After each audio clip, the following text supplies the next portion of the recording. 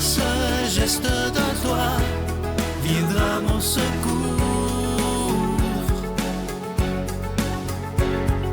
Viens semer dans mon âme le grain de l'amour. Je traverse un désert et je meurs de soif.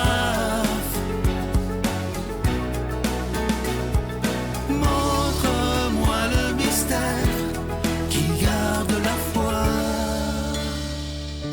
Bonjour, bienvenue à votre émission La Victoire de l'amour en ce jeudi 11 janvier 2024. J'espère que vous vous portez bien chez vous. On rejoint tout de suite pour sa chronique notre nouveau chroniqueur Martin Larocque et à l'homélie, ce sera le père Michel Marie de Paris.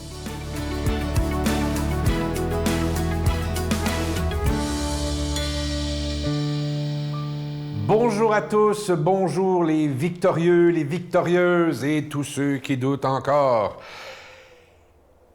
J'ai un drôle de titre cette semaine pour ma chronique, mais je l'adore. On a une étrange capacité dans la vie à être et à rester inconfortable. La statistique veut, OK? Puis ça, c'est juste une statistique, mais quand même, 80% des Québécois n'aiment pas leur job, OK? Ça veut dire qu'il y a 80% des gens de la population qui se lèvent tous les matins et qui n'aiment pas où est-ce qu'ils se rendent. Ils n'aiment pas ce qu'ils vont faire. Ils n'aiment pas ce qu'ils deviennent. Ils n'aiment pas leur entourage, OK?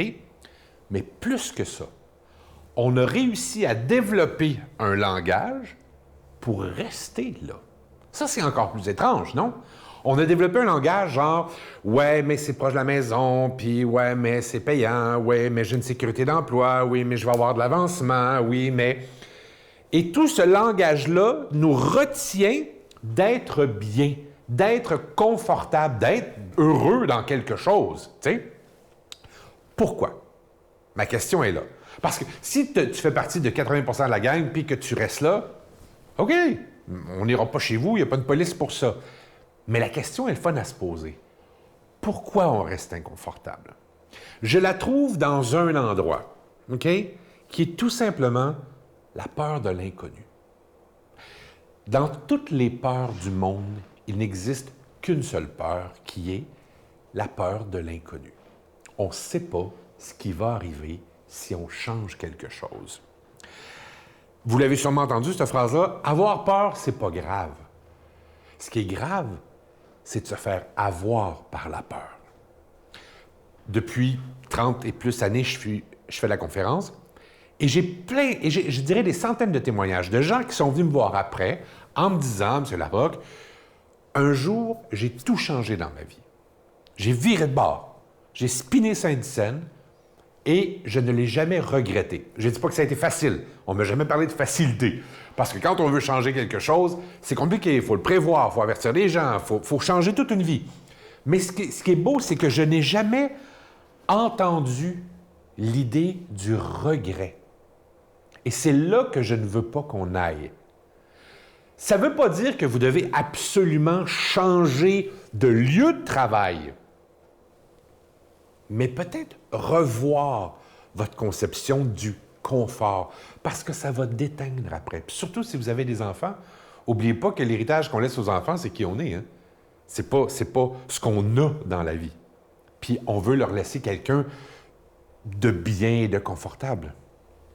Fait que si votre petite voix vous parle, puis elle est très discrète au début, la petite voix, elle fait juste « Puis si ça vous arrive, ça veut dire qu'il y a un signal qui a été lancé par votre cœur, qu'il y a quelque chose qui va peut-être pas. Et c'est là qu'il faut agir. Il n'y a pas de raison que vous ne soyez pas confortable dans la vie. Jamais. À la base, là, vous méritez tous d'être confortables et heureux. Bonne semaine. Notre Père qui es aux cieux, que ton nom soit sanctifié, que ton règne vienne. Que ta volonté soit faite sur la terre comme au ciel. Donne-nous aujourd'hui notre pain de ce jour. Pardonne-nous nos offenses, comme nous pardonnons aussi à ceux qui nous ont offensés. Et ne nous laisse pas entrer en tentation, mais délivre-nous du mal, car c'est à toi qu'appartiennent le règne, la puissance et la gloire pour les siècles des siècles. Amen. La Victoire de l'amour vous invite à venir vivre des moments inoubliables en Italie en compagnie du Père Michel Marie, Christine Michaud, Miguel Padilla et Sylvain. Nous visiterons Venise, Padoue, Florence, Sienne, Assise et Rome, la ville éternelle. Célébration eucharistique avec le Père Michel Marie. Nous assisterons aussi à l'audience générale avec le pape François au Vatican, du 2 au 13 juin 2024, avec Spiritour au 514-374-7965 ou 1-866-331-7965. Encore une fois, je suis tellement content de vous parler de ce magnifique cadeau du mois. Je vous en parlais la semaine dernière. Il s'agit d'une exclusivité de la Victoire de l'amour, ce magnifique chapelet des anges. Il est en cristal. Et ce qui est beau, c'est qu'il est fabriqué à la main par des religieuses à Mexico. Et ce que je trouve, évidemment, que les religieuses sont très, très contentes qu'on fasse affaire avec eux parce que eux, ça leur permet également d'aider les plus pauvres dans leur pays. Alors, merci de tout cœur de ce que vous faites pour la Victoire de l'amour. Et je vous rappelle ce qu'on pourrait avoir comme objectif en 2024. Vous savez qu'on est abonné à toutes sortes d'affaires. Hein? Vous savez, regardez autour de vous, je n'ai pas besoin de vous nommer des abonnements qu'on a. Mais si on décidait en 2024 de dire, je vais aussi avoir un abonnement pour la foi, et je pense que c'est le plus important. Réfléchissons à ça ensemble. Un abonnement pour la foi. Et quoi de mieux que d'aider la Victoire de l'amour parce qu'on est là 7 jours par semaine grâce à chacun et chacune d'entre vous. Je vous rappelle que vous recevrez ce magnifique chapelet avec un don de 25 $, et si vous en voulez deux, avec un don de 40 $, je vous donne l'adresse, la Victoire de l'amour, case postale 120, succursale Boucherville à Boucherville, le J4B 5E6, je vous la redonne, la Victoire de l'amour, case postale 120, succursale Boucherville à Boucherville, le J4B 5E6. Également par téléphone, par carte de crédit du lundi au jeudi de 8h à 17h dans le 514-523-4433, 523-4433 ou sans frais le 1-888-811-9291, 1-888-811-9291 et aussi sur notre site Internet. Vous savez que c'est une façon sécuritaire, rapide et efficace de faire votre don. C'est le www.lavictoiredelamour.org. Alors, je vous rappelle ce magnifique cadeau du mois, le chapelet des anges en cristal qui est fabriqué à la main et qui est déjà béni. Merci de tout cœur.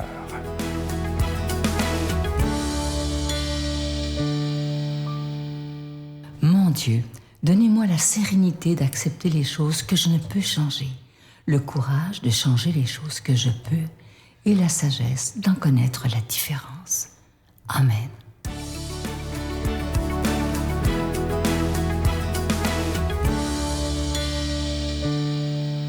Bonjour à vous tous, amis que j'aime. Partageons ensemble l'Évangile de Jésus-Christ selon saint Marc. En ce temps-là, un lépreux vint auprès de Jésus. Il le supplia et, tombant à ses genoux, lui dit « Si tu le veux, tu peux me purifier. » Saisi de compassion, Jésus étendit la main, le toucha et lui dit « Je le veux, sois purifié. » À l'instant même, la lèpre le quitta et il fut purifié. Avec fermeté, Jésus le renvoya aussitôt en lui disant « Attention, ne dis rien à personne, mais va te montrer au prêtre et donne pour ta purification ce que Moïse a prescrit dans la loi.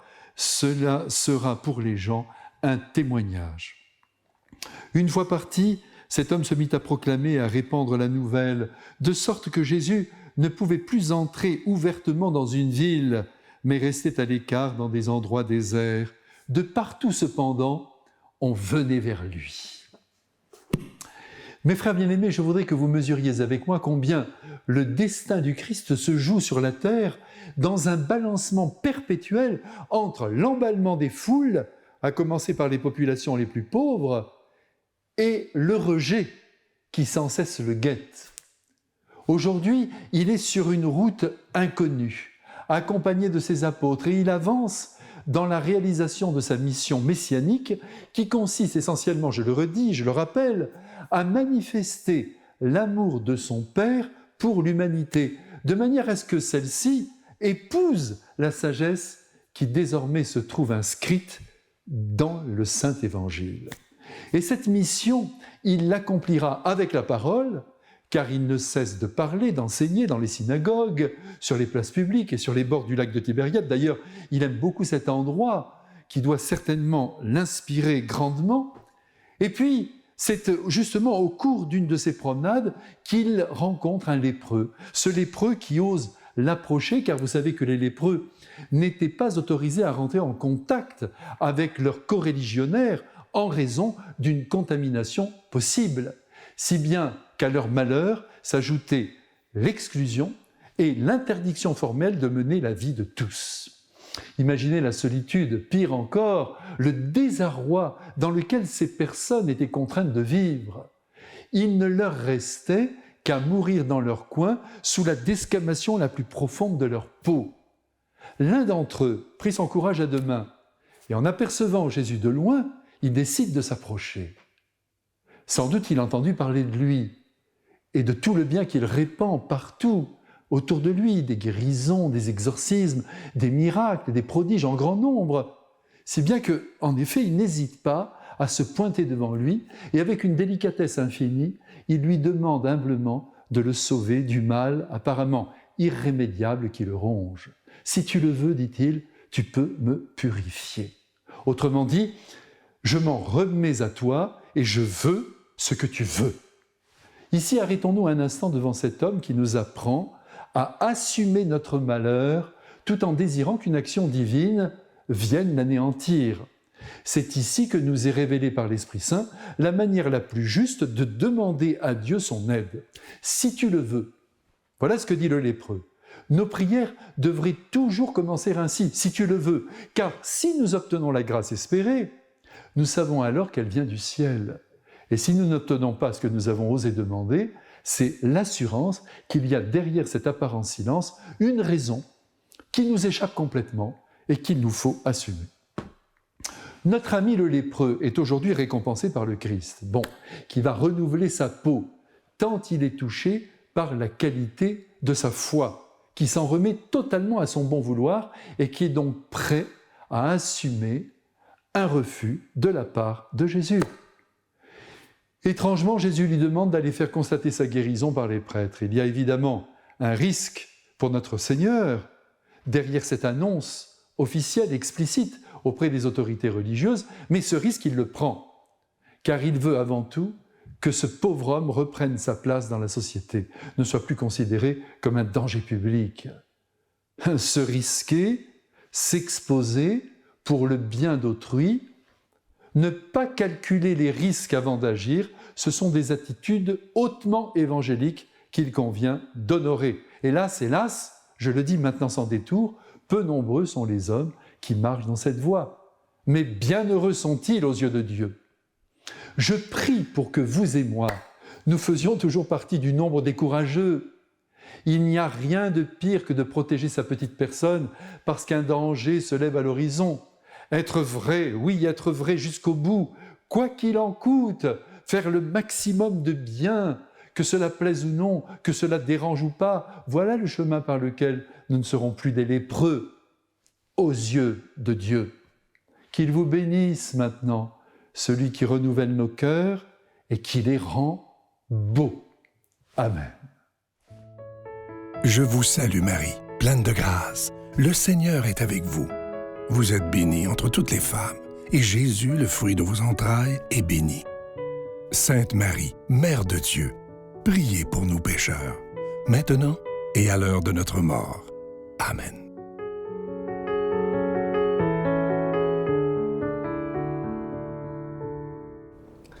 On dit que l'arbre du silence porte des fruits de paix. C'est pas tellement la mode, le silence, et pourtant, c'est si nécessaire. Je vais prier pour vous aujourd'hui qu'on découvre ensemble ou qu'on redécouvre ensemble cet espace de silence si bienfaisant qui nous habite. Ce lieu où Dieu habite et qui est comme un lieu pour cueillir les bons fruits de la paix. Là où est la paix, Dieu est présent. Donc, cultivons cet espace de silence à l'intérieur de nous, pourquoi pas. Bonne journée. Parce qu'il y a quelque chose de tellement beau dans la mort que pour moi, ça équivaut à une naissance, mais à l'envers. Bienvenue à tous mes frères, mal à point et opprimés. Bienvenue à qui espère le pardon, la liberté. Bienvenue, bienvenue.